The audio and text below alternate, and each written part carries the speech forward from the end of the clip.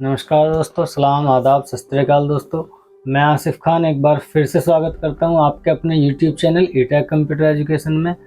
आज आपके आशीर्वाद और प्यार के बदौलत हम अपने चैनल पर 2000 से ज़्यादा सब्सक्राइबर कर चुके हैं, जिसके लिए मैं आपका बहुत तहे दिल से धन्यवाद करता हूं।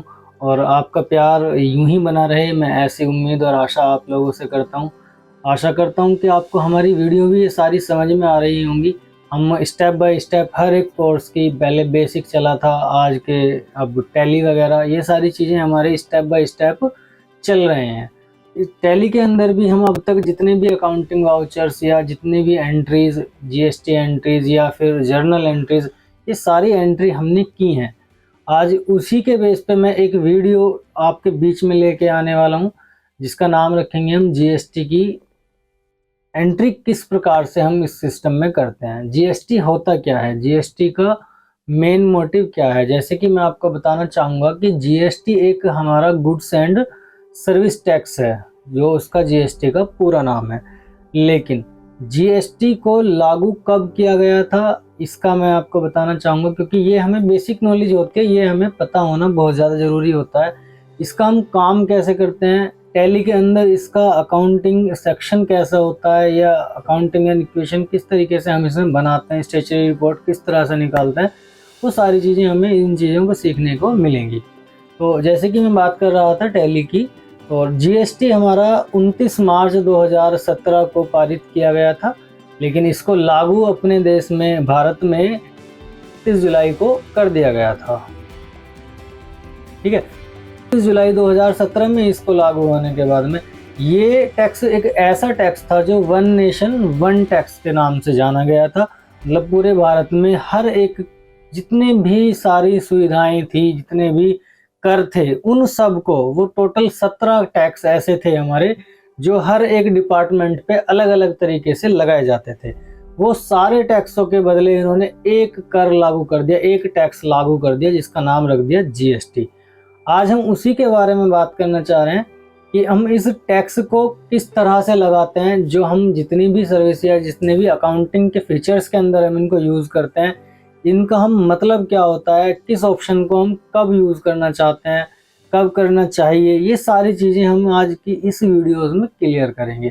तो वीडियो के अंत तक बने रहिएगा, और आपका फिर से एक बार तहे दिल से शुक्रिया और धन्यवाद। इसी तरह से आप हमारे चैनल पे बने रहिएगा, एंड हमारी वीडियो को लाइक एंड शेयर ज़रूर कीजिएगा, एंड चैनल को सब्सक्राइब करते रहिएगा, और हमारी इन प्रोफाइल को भी शेयर करते रहिएगा। यदि आप हमारे इस लोकल एरिया के बेसिस में हैं, जैसे कि आप हमारे एड्रेस को देखते हैं, जानते भी हैं, मोबाइल नंबर भी हमारे कॉन्टैक्ट रहते हैं, तो यदि आप हमारे इस लोकल नियर बाई एरिया से हैं और आप हमारी ऑफलाइन क्लासेस लेना चाहते हैं, तो आप हमारे नज़दीकी ईटेक कंप्यूटर एजुकेशन निवाड़ी में भी आकर इसकी ऑफलाइन क्लासेस ले सकते हैं, जो आपके समक्ष काफ़ी समय से, लगभग पिछले 6 सालों से आपकी सेवा में है।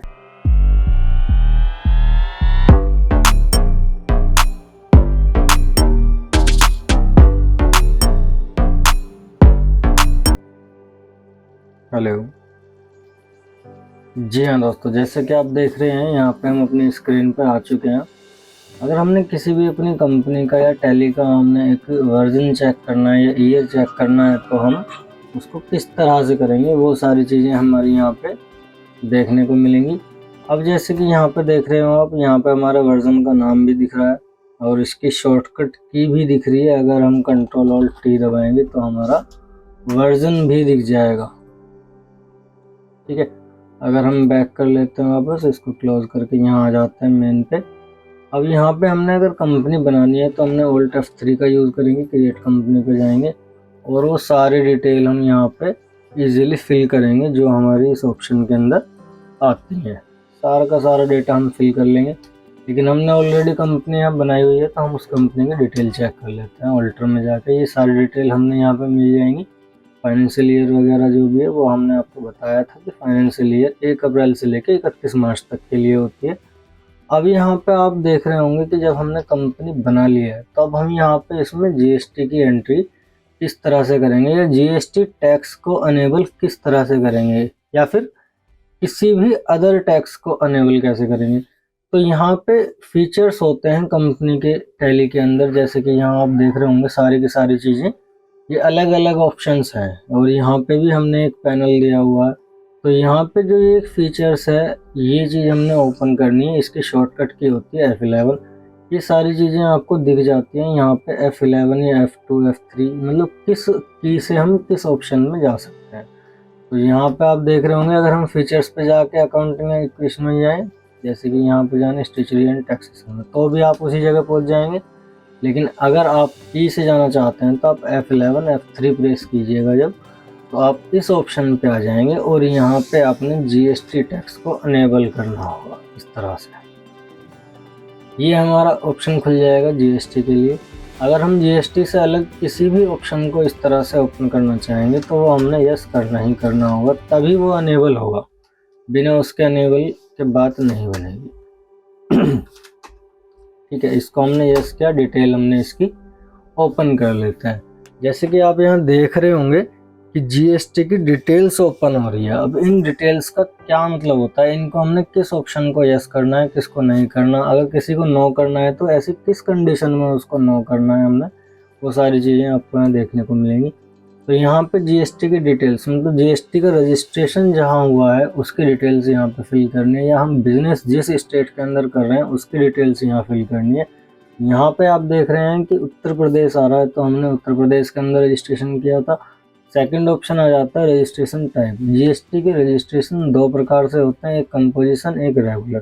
तो ये कंपोजिशन क्या होता है और रेगुलर क्या होता है, ये चीज़ें भी क्लियर होनी जरूरी है। कंपोजिशन रजिस्ट्रेशन जो होता है हमारा, कंपोजिशन टैक्सेशन रजिस्ट्रेशन जो होता है, ये होता है एक तरीके से हमारा किसी भी जगह को, मतलब एक जगह से दूसरी जगह में हम अगर अपना बिजनेस कर रहे हैं तो उसके लिए क्या किया जाए, मतलब कि अगर हम एक जगह से दूसरी जगह बिजनेस कर रहे हैं तो एक ऐसा प्रकार का रजिस्ट्रेशन होता है कि हम उसको बार बार चेंज कर लेते हैं। आज यूपी में कर रहे हैं, कल तमिल में कर रहे हैं, कल किसी और स्टेट में कर रहे हैं। तो जो व्यापारी बार बार अपना स्टेट चेंज करते हैं व्यापार करने के लिए, तो उनके लिए ये कंपोजिशन टैक्सेशन लेना पड़ता है, कंपोजिशन रजिस्ट्रेशन हमने लेना पड़ेगा।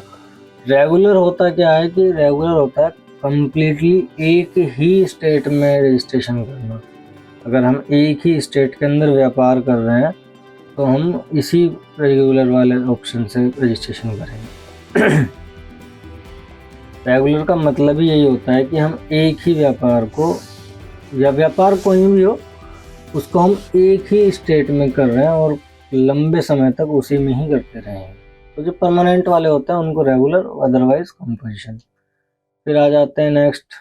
अब जैसे आपने कंपोजिशन किया तो यहाँ पे डिटेल्स देनी पड़ेंगी।